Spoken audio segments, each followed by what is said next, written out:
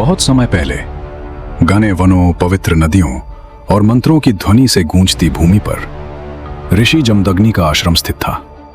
वो स्थान केवल एक आश्रम नहीं, बल्कि ज्ञान, तपस्या और शांति का प्रतीक था। हर सुबह सूर्य की पहली किरणों के साथ यज्ञ की अग्नि प्रज्वलित होती और हर संध्या प्रकृति स्वयं मानो ध्यान में लीन हो जाती। उसी पवित्र भूमि पर माता रेणुका ने एक तेजस्वी पुत्र को जन्म दिया।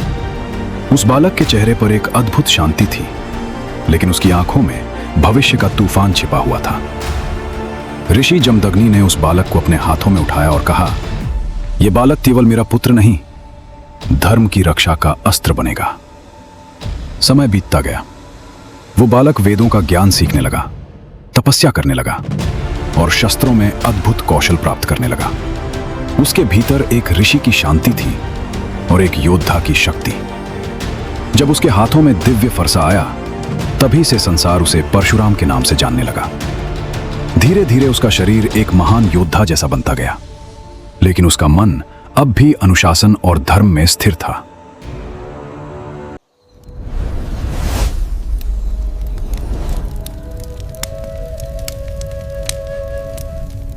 आश्रम में सब कुछ शांत था, परिवार साथ था और जीवन अपनी सरल गति से आगे बढ़ रहा था।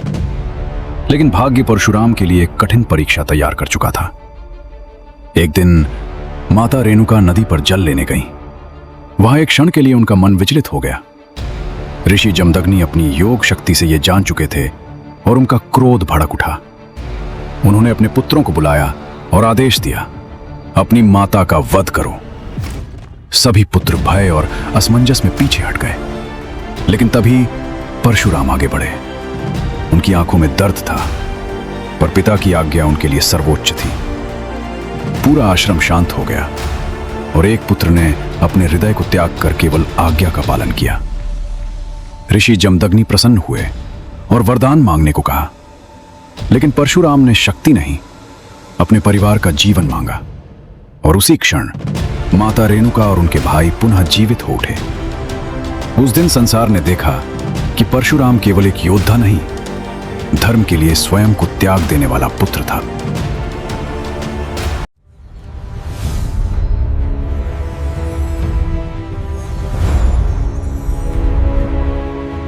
उसी समय आर्यावर्त में एक और शक्ति अपना प्रभाव फैला रही थी, राजा सहस्त्रबाहु। एक ऐसा राजा जिसके पास अपार बल, विशाल सेना और असीम अहंकार था। सत्ता ने उसे अंधा बना दिया था। अब उसके लिए ऋषि, आश्रम और धर्म केवल कमजोरों की बातें थीं। उसका विश्वास था कि इस धरती पर उससे बड़ा कोई नहीं। एक दिन सहस्त्रबाहु अपनी सेना के साथ ऋषि जमदग्नि के आश्रम पहुंचा। जहां शांति थी, वहां अब शक्ति का प्रदर्शन होने वाला था।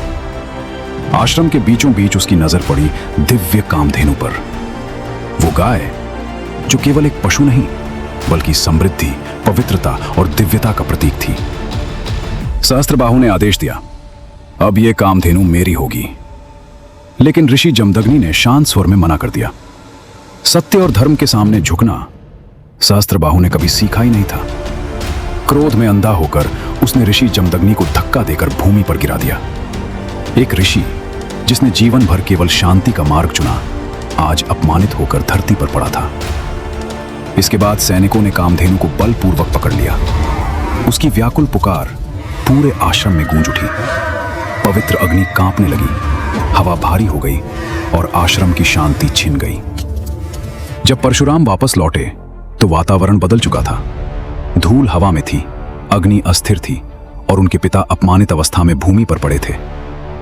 उसी क्षण एक पुत्र के भीतर का क्रोध जाग उठा और उसी क्षण संसार ने अनजाने में उस योद्धा को जन्म दे दिया जो अधर्म के विरुद्ध स्वयं विनाश बनकर उठने वाला था।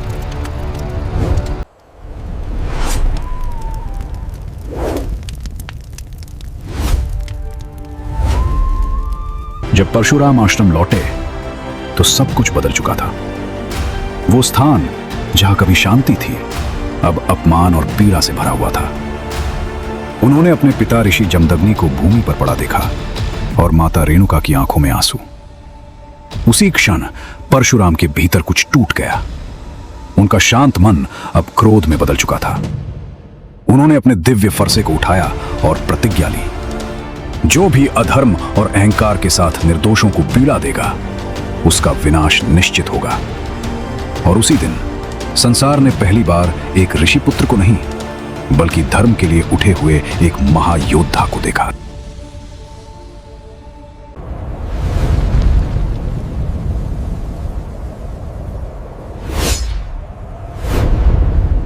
जब परशुराम ने अपने पिता ऋषि जमदग्नि का अपमान देखा, तब उनके भीतर का शांत योद्धा क्रोध की अग्नि में बदल गया।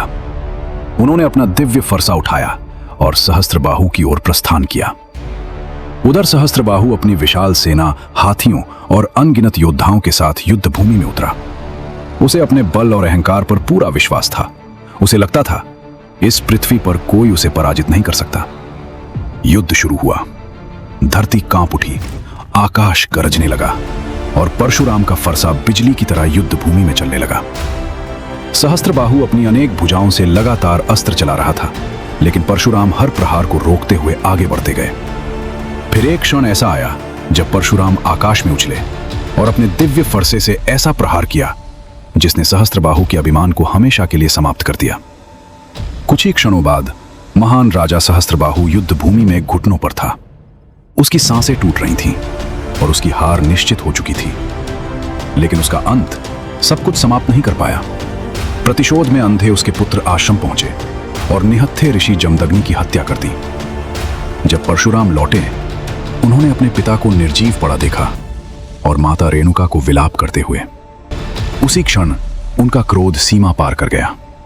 उन्होंने अपने फरसे को उठाकर प्रतिज्ञा ली, मैं इस पृथ्वी को अत्याचारी क्षत्रियों से मुक्त कर दूंगा, एक बार नहीं 21 बार। इसके बाद परशुराम ने उन सभी क्रूर और अहंकारी राजाओं के विरुद्ध युद्ध छेड़ दिया जो अपनी शक्ति का दुरुपयोग कर रहे थे। राज्य गिरने लगे, सेनाएं टूटने लगी और परशुराम का नाम पूरे आर्यावर्त में भय बनकर गूंजने लगा। कहा जाता है कि उनके युद्ध इतने भयंकर थे कि 5 नदियां रक्त के समान लाल दिखाई देने लगी। और उसी दिन संसार ने समझ लिया, जब धर्म की सीमा टूटती है तो एक ऋषि पुत्र भी स्वयं विनाश बन सकता है।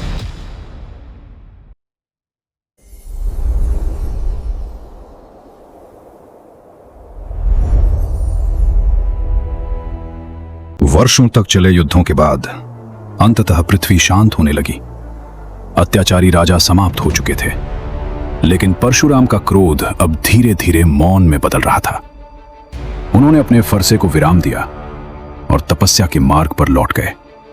लेकिन उनका नाम अब केवल एक योद्धा का नहीं था, वो एक ऐसी शक्ति बन चुके थे जिसका स्मरण युगों तक किया जाने वाला था। समय बीतता गया। फिर एक दिन भगवान शिव का दिव्य धनुष टूट गया। उसकी गर्जना सुनकर स्वयं परशुराम वहां पहुंचे। लेकिन जब उनकी दृष्टि श्री राम पर पड़ी तो उन्होंने पहचान लिया कि उनके सामने कोई साधारण राजकुमार नहीं, स्वयं भगवान विष्णु का अवतार खड़ा है। उसी क्षण परशुराम का क्रोध शांत हो गया। उन्होंने अपने अस्त्र नीचे कर दिए और धर्म की नई यात्रा श्री राम को सौंप दी। इसके बाद परशुराम ने अनेक महान योद्धाओं को शिक्षा दी। भीष्म, द्रोणाचार्य और कई महावीर उनके शिष्य बने। लेकिन परशुराम का अंत कभी नहीं हुआ, क्योंकि उन्हें चिरंजीवी होने का वरदान प्राप्त था। आज भी कहा जाता है कि महेंद्रगिरी पर्वत पर परशुराम गहन तपस्या में लीन हैं और कल की अवतार की प्रतीक्षा कर रहे हैं, क्योंकि जब भी अधर्म अपनी सीमा पार करेगा, परशुराम का फरसा फिर उठेगा। अगर आपको यह कहानी पसंद आई तो चैनल को सब्सक्राइब करें और बेल आइकन दबाकर जुड़े रहें।